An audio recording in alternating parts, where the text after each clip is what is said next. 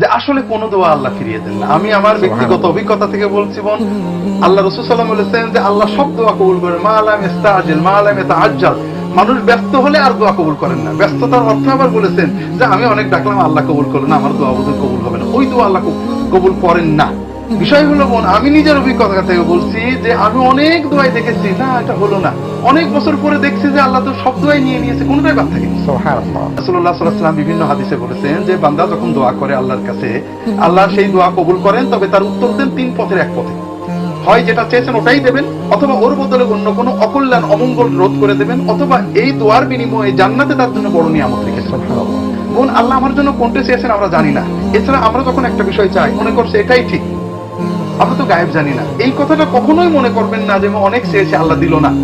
না, আল্লাহ অবশ্যই দেবে, ইয়াকিন রাখেন। আর আমি আমার জীবনের অভিজ্ঞতা থেকে বলছি যে আল্লাহ কোনো দোয়া ফিরিয়ে দেন না, দুনিয়াতেই দেন, একটু সবর